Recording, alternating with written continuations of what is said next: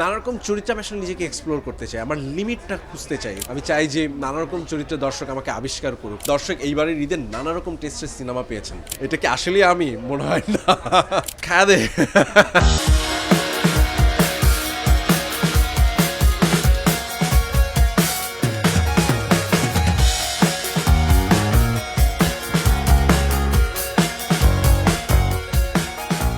দর্শক, news 24-এর on spot আড্ডায় আপনাদেরকে স্বাগত। সঙ্গে আছি আমি শাহিন শুভ। আজকে আমার অতিথি হিসেবে আছেন বাংলাদেশের একজন ভার্সেটাইল অভিনেতা, যার অভিনয়ে প্রতিনিয়ত মুগ্ধ হন দর্শক। তিনি আর কেউ নন, সময়ের জনপ্রিয় অভিনেতা সোহেল মণ্ডল। ভাইয়া কেমন আছেন? খুবই ভালো, ঈদ মোবারক। ঈদ মুবারক। কেমন যাচ্ছে রাক্ষস নিয়ে যদি প্রথমে জানতে চাই? পুরা তো একদম আগুন লাগিয়ে দিয়েছেন, বলবো যে কেমন লাগছে আপনি? ঈদ ঈদ ঈদ ঈদ যাচ্ছে, উৎসব যাচ্ছে। আসলে উৎসব করার মতো আসলে পুরো ঈদের সময়টাই আমাদের নানা সিনেমায় আসলে খুব ভালো চলছে। বাংলা যে কটা সিনেমা রিলিজ পেয়েছে সবগুলোই হাউসফুল যাচ্ছে, পাশাপাশি সেটা রাক্ষসও যাচ্ছে, যেটা খুবই আনন্দদায়ক। দর্শক এইবারের ঈদের নানা রকম টেস্টের সিনেমা পেয়েছেন, যেটা আরও বেশি আনন্দদায়ক। সেই সাথে আমার চরিত্রটা দর্শক গ্রহণ করেছেন আমার সিনেমাটার কারণে। অবশ্যই দর্শককে সেটা কৃতজ্ঞতা জানাই এবং আমার আনন্দ তৈরি করে দেওয়ার জন্য তাদেরকে ধন্যবাদ। এবং আশা করছি যে তারা এই সিনেমাটা আরও দেখবেন, আরও যারা দেখেননি এখন পর্যন্ত তারা সিনেমাটা দেখবেন এবং এনজয় করবেন। সবসময় আমার পাশে থাকবেন, এইটুকুই আশা করি। ট্রেলারটা আসার পরে অনেকে একটু ভিমড়ি খেয়ে পড়েছিল আসলে এটা সোহেল মণ্ডল কিনা। গ্রুপগুলোতে বা স্ক্রিনশটগুলোতে আপনিও আসলে তখন মজা করে বলছিলেন আসলে দেখতে হলে বা রিউমার্স সিনেমা হলে দেখতে হবে, নানান একটু বলবো যে রমকম স্টাইলে যাচ্ছে। একটু রিভার্স ইয়েতে প্রমোশনে গিয়েছিলাম। এটা আমাদেরই ডিসিশন ছিল যে হৃদয় যখন আমাকে কাস্ট করে যে আমরা প্রমোশনাল ইয়েতে আমরা রাখবে না আমাকে, যাতে দর্শক সিনেমা হলে এসে সেই গিমেকটা দেখতে পারেন, যাতে মজাটা পান ভালো করে এবং এন্টারটেইন হন। কারণ চরিত্রটা এইভাবে তৈরি করা হয়েছে, আমরা আশা করছিলাম যে দর্শক সেটা পছন্দ করবে। তো সেটা সামহাও হয়ে গেছে, দর্শক আমাদের চিন্তার সাথে দর্শকের চিন্তা মিলে গেছে। সো ওই জায়গা থেকে একটু ফান করছিলাম যে এটা কি আসলে আমি মনে হয় না। যেভাবে আপনার উপস্থিতি এসেছে রাক্ষস সিনেমায়, সেখানে নিঃসন্দেহে বলা যায় এটা আসলেই সোহেল মণ্ডল কিনা। ওইটা সায়ান ছিল, ওইটা আমি ছিলাম না। অবশ্যই আমার দ্বারা বা আমি সায়ান চরিত্রটা করেছি। যেই লুক অ্যান্ড ফিল দেওয়া হয়েছে এটা তো পুরোটাই রাক্ষস টিমের ক্রেডিট। তারা চরিত্রটাকে যেভাবে চিন্তা করেছেন সেইভাবে পোট্রে করার জন্য যা যা আয়োজন করা দরকার সেটা করেছিলেন, যার জন্য একটু নতুন রকমের চরিত্র বা নতুনভাবে দেখা গেছে আমাকে। বিভিন্ন ধরনের চরিত্রে আপনি অভিনয় করেছেন, হিরো হিসেবেও আপনি উপস্থিত হয়েছেন। সেখানে যখন এই ধরনের ভিলেন ক্যারেক্টারটা আসলো, যে তাও এই ধরনের সিনেমা, ঈদের মতো একটা ফেস্টিভ আসবে, সব কিছু মিলে যখন স্ক্রিপ্টটা আসলে কি ভাবনা নিয়ে আসলে এটা রিসিভ করেছি? আমার কাছে সবসময় মনে হয় যে স্ক্রিপ্টটা কি, এটা সবসময় প্রায়োরিটি দিচ্ছে যে স্ক্রিপ্টটা কি, সেখানে আমার চরিত্রটা কি, এটা কি ইম্প্যাক্টফুল, এখানে আমি কিছু করতে পারলাম বা গল্পে আমি কিছু কন্ট্রিবিউট করতে পারলাম। তো সেই জায়গা থেকে হিরো হোক, অ্যান্টাগনিস্ট হোক, প্রোটাগনিস্ট হোক, যে ধরনের চরিত্রই হোক, নানা রকম চরিত্রে আমি আসলে নিজেকে এক্সপ্লোর করতে চাই, আমার লিমিটটা খুঁজতে চাই যে আমার লিমিটটা কতটুকু। এবং দর্শক আমাকে নানা রকম অবতারে দেখুক, মানে একটা নির্দিষ্ট অবতারের মধ্যে আমাকে নিজেকেও আমি ফেলতে চাই না। আমার নিজেরও খুব বোরিং লাগে একই রকম চরিত্রে ধারণ করতে। তো সিনেমার ক্ষেত্রে সেটা আরও চাই না, আমি চাই যে নানা রকম চরিত্রে দর্শক আমাকে আবিষ্কার করুক এবং আমি চ্যালেঞ্জটা নিতে চাই। সো সেই চ্যালেঞ্জটা নিতে যাওয়ার অংশই হচ্ছে রাক্ষসের চ্যালেঞ্জটা নেওয়া। এবং হৃদয়ের যে ভিশন, সেই ভিশনটা আমি বিশ্বাস করেছি, ট্রাস্ট করেছি যে আমি জানি যে আমার চরিত্রটাকে ভালোভাবে পোর্ট্রে করবে। কমপ্লিটলি সেটার ফিডব্যাক আমি পাচ্ছি। আমার নেক্সট ঈদে বনলতা সেন আসবে, it's completely different kind of cinema. Masud Hasan উজ্জ্বলের মতো এরকম একজন ডাইরেক্টরের সাথে আমি 1 বছর এই সিনেমাটা তৈরি করতে আমি সময় দিয়েছি। সেখানে একদম পুরো ডিফারেন্ট একটা চরিত্র সে দেখবে। যখন দর্শক দেখবে তখন আমিও যদি কানেক্ট ফিল করে আমি তখন আরও হ্যাপি হব। মানে এই যে নানা রকম চরিত্র করতে পারার যেই আনন্দ, সেইটা আসলে আমাদের দেশের যে ডাইরেক্টরগুলো আছেন, আমাদের যারা ডাইরেক্টর আছেন, শ্রদ্ধেয় ডাইরেক্টর এবং প্রডিউসার আছেন, তারা ভাবছেন বলে আমরাও একটু সাহস করতে পারছি এবং দর্শকও সেটা গ্রহণ করছেন নানা রকম অবতারে আমাকে দেখতে। আমি নিজেও চাই না একটু টাইপকাস্ট হতে, ভিলেন করছে সবাই ভিলেন করবো, আমি নিশ্চয়ই করবো, অ্যান্টাগনিস্ট করবো না এমন কিছু না, বাট আমিও বুঝতে চাই যে আসলে আমি আর একটা রাক্ষস করতে চাই না। এরপরে যখন আমি করবো ডিফারেন্ট আর একটা অ্যান্টাগনিস্ট হবে, যেটা একদম কমপ্লিটলি ওই সিনেমার জন্যই, যাতে দর্শক নতুনভাবে দেখতে পায় আর কি। আসলে এক ধরনের রীতি আমরা দেখেছি যে যেটাতে সাকসেস হয় তাকে সে পারুক বা না পারুক, পরবর্তী বছরগুলোতে বা পরবর্তী কাজগুলোতে ডিরেক্টররাও চান আসলে তাকে ইনক্লুড করতে, তার ওই যে ফ্যান বেস বলি বা হাইপটা যেটা, সেটা ধরে রাখার জন্য। একই টাইপ অফ কাস্ট হয়ে যায়, আপনিও জানেন আমাদের ফিল্মের এই বিষয়টা। সেখানে একটু বাড়তি সতর্কতার কথা মাত্র বললেন, তারপরেও যখন এই পরবর্তীতে আরও কাজ নিশ্চয়ই অফার আসতে শুরু করবে আসলে, কারণ এই ধরনের অ্যাপিয়ারেন্সের পর নিশ্চয়ই আরও কাজ দ্বিগুণ হয়ে যাবে। তো সেই ক্ষেত্রে নিজেকে আসলে কিভাবে মেনটেন করবেন? অলওয়েজ গরিব থাকতে হয়, না খেয়ে থাকতে হয়। ফান করছি। এইটা আসলে আমাদের জন্য একটু দুঃখজনকই, কারণ ইন্ডাস্ট্রিটা ছোট, নানা রকম চরিত্র আসলে সুযোগ কম হয়। কারণ আমাদের যারা অভিনেত্রী আছেন, যারা আরও যারা সিনিয়র মানে বা আমার কোয়াকাস্ট বা আমাদের যারা কলিগ আছেন, তারাও তো পারফর্ম করছেন। সো সেই কটা সিনেমার মধ্যে তাদের জয়েন করার পর আর খুব একটা সুযোগ থাকে না। তো অনেক সময় দেখা যায় যে আমাদেরকে এরকম অফার আসলে অনেক সময় জীবিকার প্রয়োজনই আসলে আমাদের হ্যাঁ বলতে হয়। তো সেটা না ঘটুক সেটা চাই, আমরা সবসময় চাই যে একটু আলাদাভাবে কাজ করতে, যেটা অলরেডি আমি বলেছি। সো দেখা যাক, সুযোগ আসবে, বাট সুযোগটাকে আমারও একটু বুঝে ডিল করতে হবে যাতে সেইটা ভালোভাবে প্রপারলি ইউটিলাইজ হয়। এর আগে যেই সিনেমাগুলো আপনার প্রেক্ষাগৃহে এসেছিল, বলবো যে ঈদের মতো এতটা আনন্দ ক্রিয়েট করতে পারেনি, বা দর্শকদের জায়গা থেকে হাউসফুল বলি না কেন সপ্তাহ জুড়ে, সেভাবেও হয়নি আসলে। ক্রিটিক্সদের জায়গা থেকে বা বলি যারা ফিল্ম বোদ্ধা তাদের জায়গা থেকে বারবার আপনার কাজগুলো প্রশংসিত হয়েছে। এবারের ঈদের মতো একটা প্রতিষ্ঠানের নিজের সিনেমা, প্রত্যেকটা শো হাউসফুল যাচ্ছে, টিকিট পাচ্ছে না মানুষ, নিজে আসলে দর্শকদের রিয়াকশন দেখছেন, আপনারগুলো আপনি মজা করে শেয়ার দিচ্ছেন সোশ্যাল মিডিয়াতে। এই এক্সপিরিয়েন্সটা ঈদের আনন্দকে কত গুণ বাড়ালো আসলে? খুবই খুবই অন্যরকম একটা ঈদ পার করলাম এবারের ঈদটা। কারণ সাধারণ মানুষের যেই অ্যাপ্রিসিয়েশন, সাধারণ মানুষের যে উচ্ছ্বাস কোনো একটা চরিত্র নিয়ে, অনেক অভিনেতার দেখেছি এর আগে, এবার নিজেরটা নিয়ে দেখার সুযোগ হলো, খুবই ভালো লাগছে। মানে এই ধরনের অনুভূতি তো আসলে সবসময় পাওয়া যায় না, সবসময় সব ধরনের চরিত্র করে। আমার খুব পছন্দের চরিত্র, যেমন লাস্ট ইয়ারের আগের বছর শ্যামাকাব্য করেছিলাম আমি, আমার খুবই পছন্দের, আমার খুব আপন এই চরিত্রটা। কিন্তু আমার আফসোস এই সিনেমাটা খুব বেশি মানুষ দেখেনি, সেটা এখন বঙ্গতে আছে, দেখছে মানুষ হয়তো, বাট স্টিল প্রত্যেকটা চরিত্রের একটা আলাদা ধুন আছে, আলাদা মশলা আছে, আলাদা আলাদা একটা ফ্লেভার আছে। সো মানুষ কখন কোনটাতে এনজয় করবে সেটা আসলে বলা যায় না, আমাদের হাতে নাই। খুব ভালো কাটছে, মানুষ এইভাবে আমাকে গ্রহণ করেছেন, ভালোবাসা দিচ্ছেন, ভালো লাগছে, খুব ভালো একটা ঈদ গেল। বাংলা সিনেমায় ভিলেন এবং হচ্ছে হিরো একই প্ল্যাটফর্ম বা একই ধারায় আমরা খুব একটা দেখি না, যেটা সাউথ বা অন্যান্য ফিল্ম ইন্ডাস্ট্রিতে আমরা দেখি যে হিরোর থেকে আসলে ভিলেনকে বেশি প্রায়োরিটি দেওয়া হয় এবং তার হচ্ছে সেই প্রেজেন্সটাও সেই রকম থাকে। এখন আমাদের সিনেমার সঙ্গে সেগুলো ডিভাইডে যুক্ত হচ্ছে।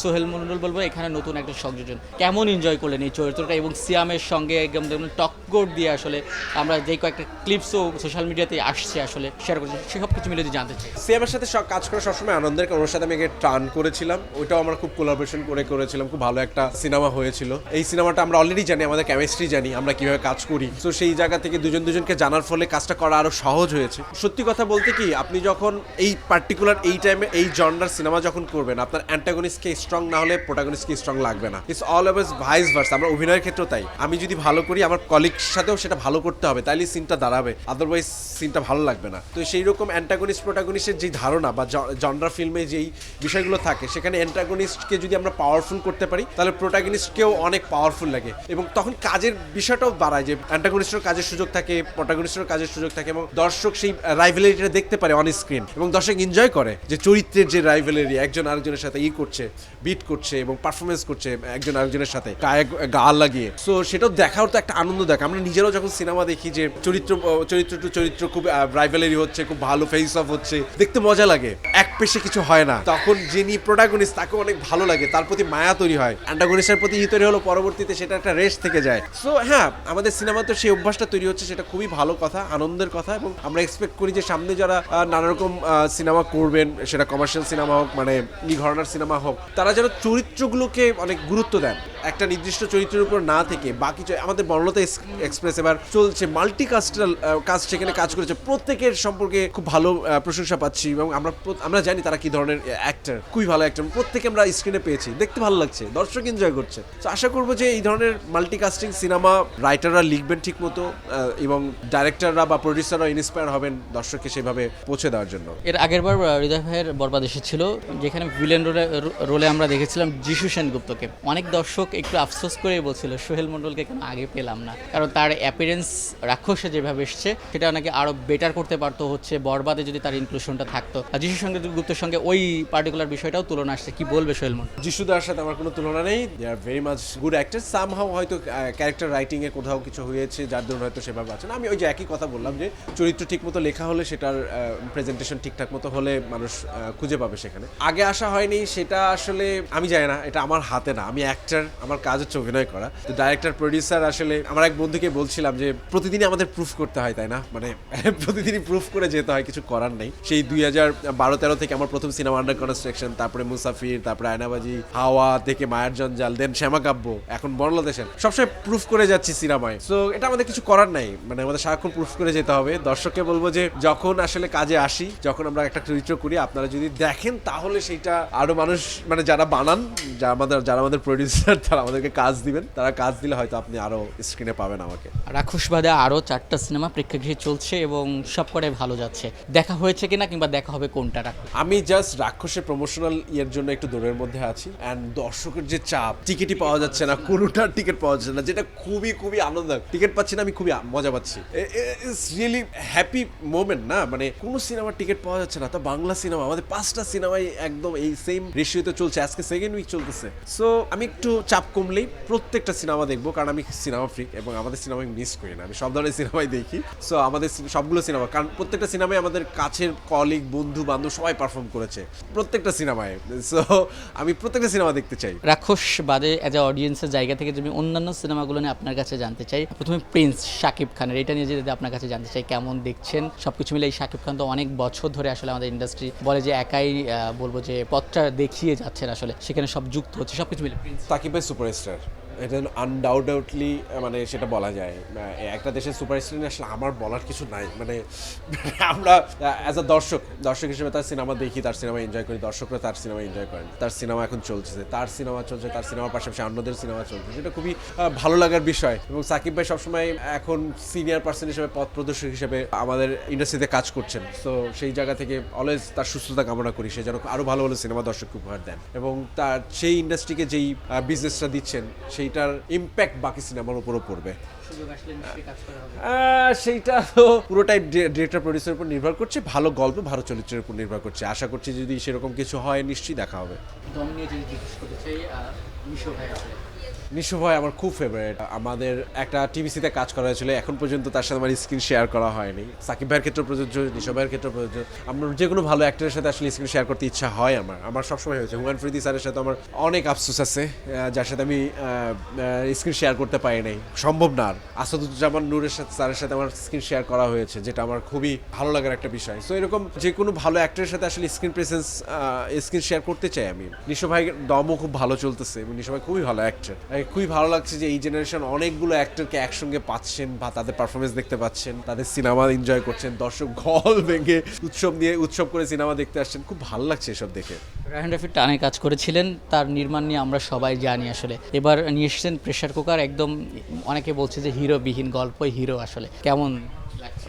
ওখানে নাজিবা তুষি আসলে হিরো, বা অন্য যারা কাজ করেছেন তারাও হিরো। আমার বন্ধু রিজভি রিজু, যে আমার সাথে হাওয়াতে কাজ করেছে, আমি সবার কাছে গল্প শুনছি, খুবই ফ্যান্টাস্টিক একজন অ্যাক্টর। আমি পার্সোনালি জানি ওকে, আমি সবসময় আশা করেছি ওর পারফরমেন্স যেন দেখা যায়, অডিয়েন্স যেন দেখতে পায়। He is really good actor. তুষির কথা তো বলতেই নাই, ও আমার কো আর্টিস্ট ছিল। রাফি খুব ভালো সিনেমা সবসময় মেক করছে, ব্লকবাস্টার সিনেমা মেক করেছে, এখন প্রেসার কুকারও সে চ্যালেঞ্জ হিসেবে নিয়েছে। সো সেটাও ভালো চলছে, এবং গল্প নির্ভর cinema, Banalata express, pressure cooker বা দম সবকিছুই ঠিকঠাক মতো চলছে। মানে কি, দর্শক সব ধরনের সিনেমার আগ্রহ দেখাচ্ছে। এখন সবচেয়ে দেখার বিষয় যে এই যে মানুষ, আপনারা আমাদেরকে একটা জিনিস পৌঁছায় দিলেন যে আমরা দেখবো এই ধরনের সিনেমা। সো ডিরেক্টর প্রডিউসাররা এখন সাহস করবেন এই ধরনের সিনেমা ইনভেস্ট করতে। খুবই ভালো লাগার বিষয় যে প্রেসার কুকার খুব ভালো করছে। সর্বশেষ বনলতা এক্সপ্রেস, তারকা বহুল, হুমায়ুন আহমেদের গল্প, তানিম নূরের নির্মাণ। পুরো টিমটাই তো আসলে খুব কাছের মানুষদের দ্বারা, মানে এই সিনেমাটা তানিম নূর, অনিম, যে এডিটর, স্বাধীন রাইটার বা সাইমুল যারাই আছে ব্যাকগ্রাউন্ডে, যাদের এরা সবাই খুব বন্ধুর মতো, বড় ভাইয়ের মতো। মানে ওদের কাজ দেখার জন্য মুখে থাকি আমি সব সময়। এইটা ভালো হওয়ার কথাই ছিল, আমার আসলে কোনো ডাউট ছিল না। এত ভালো একটা কোর টিম নিয়ে আসলে সিনেমাটা তৈরি হয়েছে। তো চঞ্চল ভাই, মোশারফ ভাই, শেষে রাজ, শ্যামল ভাই, দিনার ভাই, মমো, বাঁধন, তারপরে হচ্ছে সাবিলা নূর, কার কথা বাদ দিও, নাজনীন আপা, মানে প্রত্যেকেই নিজের জায়গায় অলরেডি প্রুভেন, এবং তারা একটা কোলাবোরেশন করেছে তানিম নূরের মতো একজন ডিরেক্টর, যার লাস্ট ইয়ারে উৎসব গেছেন। সবাই জানে কি ধরনের সিনেমা হচ্ছে, সাথে হুমায়ুন স্যারের গল্প। কাট ইমাজিন সেই ফিল্মটা কি হতে পারে, দর্শক সেটার ফিডব্যাক দিচ্ছে আর কি। সর্বশেষ যারা এখনো রাক্ষস দেখেনি, বাকি অন্য ঈদের সিনেমাগুলো দেখেনি, সবকিছু মিলিয়ে দর্শকদের দর্শককে এটা করবো যে প্রত্যেকের নিজস্ব ঘরানার পছন্দের নায়ক থাকবে, অভিনেতা থাকবে, ডাইরেক্টর থাকবে। সেটার পাশাপাশি অন্য সিনেমাগুলো হলেও দেখুন, কারণ ওটাও আমাদেরই সিনেমা, আমাদেরই বাংলা সিনেমা। তো রাক্ষসের ক্ষেত্রেও আমরা আমাদের মতো করে আপনাদের এন্টারটেইন করার জন্য একটা সিনেমা তৈরি করার চেষ্টা করেছি। এটা আর এক ধরনের জনরা। আশা করবো যে আপনারা রাক্ষস হলে এসে দেখবেন, বাকি সিনেমাগুলো আপনারা দেখবেন, দেখুন, আপনারা এন্টারটেইন হবেন। আমি শিওর যে এইবারের ঈদে যে 5টা সিনেমায় আসছে সবগুলোই দেখার মতো। জাস্ট আপনার পছন্দ মতো সময় করে একটু হলে এসে সিনেমাটা দেখুন, তাহলে আমাদের খুব ভালো লাগবে। আমরা আপনাদের জন্য আরো ভালো ভালো সিনেমা সামনে আনতে পারবো।